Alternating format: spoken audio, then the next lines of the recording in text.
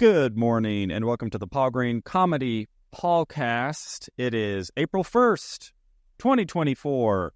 That would make this episode... Oh, shoot, what episode is this? I think it's 124. It's hard for me to remember when the month, flips over. I think it's 124.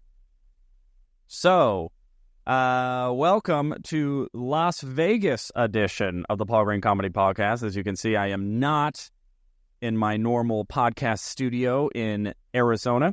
I drove out to Las Vegas, last night.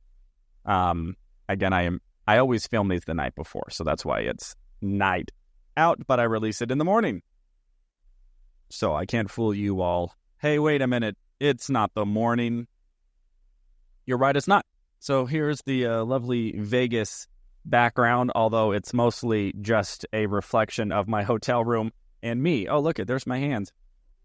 Any of you listening to this on audio only have no idea what's going on. So anyway, yeah, a good comedian friend of mine who I've talked a lot about on the podcast, Andrew Norelli, who's an incredibly funny, gifted, and talented stand-up comedian, just said, hey, why don't we go hang out in Vegas for a couple of days, make some connections out here, do a little networking. He has some connections. I know some people.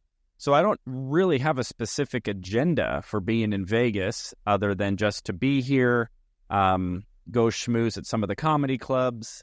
I have submitted for an open mic at a comedy club called Wise Guys, which is a stand-up comedy club that's also in Salt Lake City and has the same owner as Dry Bar Comedy. For any of you who are familiar with Dry Bar Comedy, I have been trying to get a Dry Bar Comedy special for several years now, and so far have not had any success getting accepted. So I am going to hang out here in Vegas. I will be visiting the Wise Guys franchise in Vegas. There's actually two Wise Guys clubs out here. So we'll see what kind of connections I can make. And yesterday, I also had my open mic in downtown Mesa. Had a super fun time. We actually had a crowd turnout, which is pretty rare for open mics. However, there is a open mic who likes to come to our venue, and he has a bunch of work friends who are just incredibly supportive, and so they all come out and support him, and it just really makes the mic really fun because we actually have an audience there. How about that? So I'm in a little bit of a artistic funk right now because I have been trying to write a bunch of new material and none of it is really working out. I've had to just abandon a lot of stuff, which isn't very normal for me. It seems that I'm usually pretty good at, when I have an inspiration to write something, I'm usually pretty good at working it out and getting it to where it works, at least most of the time. It just hasn't been the case this last couple of months, and so I've been a little discouraged. I don't like to admit that, but I have been. I've just been a little burnt out on just trying new stuff and just not really having the new stuff really hit, and just feeling like there's something off with it. And I've tried a bunch of new bits, so I still feel like I'm kind of back to the drawing board. I actually started writing out a brand new idea and a brand new premise yesterday before the open mic, and I kind of chickened out from trying it out at the open mic, and probably because there actually was an audience there, and I actually wanted to entertain the audience that was there. So I did some of my material that I have been doing previously that has been working, and so I didn't try out my new stuff, and honestly, I didn't flush it out at all. It was just a concept, pretty much, and so, but that's, to me, fine for an open mic. I just figured, I would just try out this premise. I had a couple ideas of how I might go with it, but a lot of times when I have these ideas or premises, really the first thing I do is just try to say it out loud at an open mic and just see where the material kind of takes me until I start to get an idea of maybe where the potential funny is. And so anyway, I didn't do that yesterday. I'm still a bit of a people pleaser, everybody. I'll admit it. I've got a lot of work to do. I still maybe care a little bit too much about what people think about me and what the audience thinks about me. And I still want to entertain an audience when there is one to be entertained. Now, again, if it was just an open mic and it was just the other comics, I would have probably tried out the new material because there wouldn't be an audience there who, I wanted to present fleshed out material to. So I will have to try out that new material some other time. And other than that, just really excited to be in Vegas, really excited to be hanging out with my buddy Andrew. He's seriously so funny. So funny. And so I'm grateful that he has kind of taken me under his wing because he has had a lot more success in his comedy career to date than I have in mine. And so I think he's looking out for me, and I appreciate that. And he's fun to hang out with. We get along great, and we just talk comedy and talk life and hang out, and it's really good. I'm grateful for people like that in my life. So tonight, he and I were talking.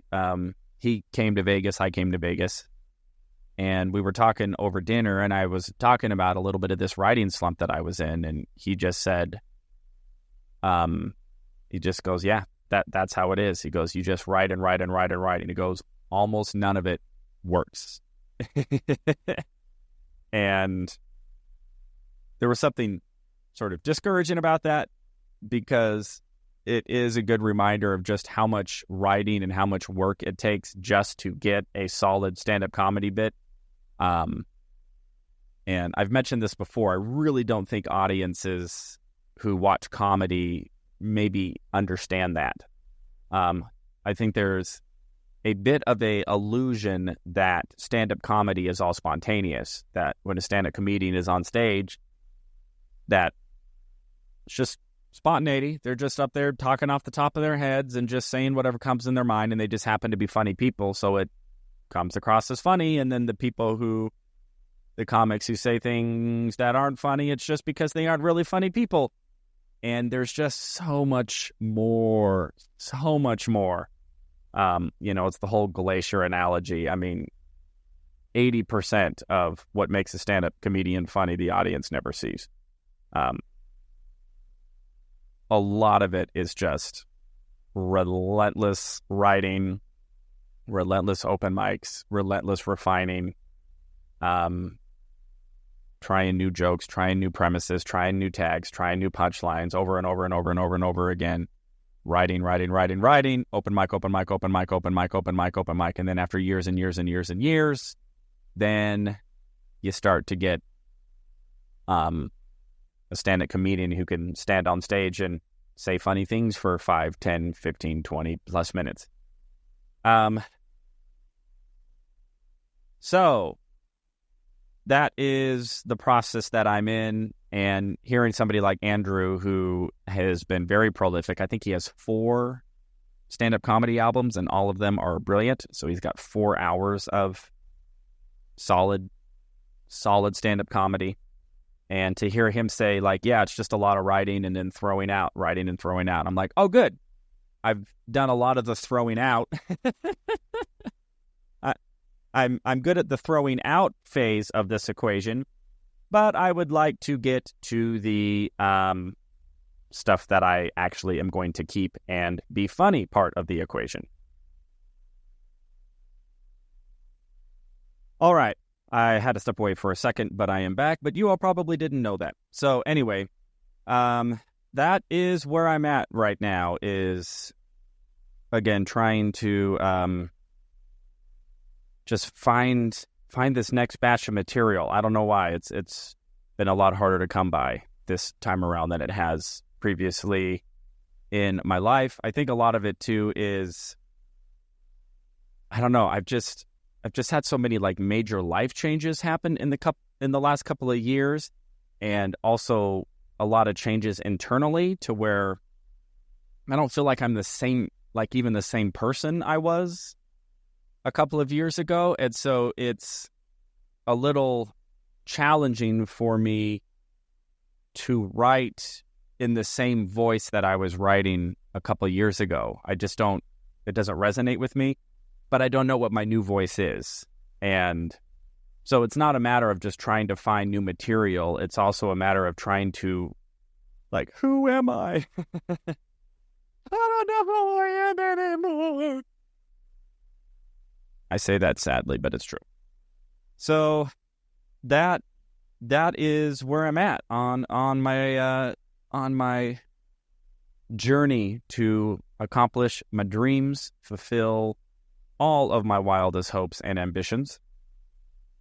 And in the meantime, here I am in Las Vegas for a little networking trip.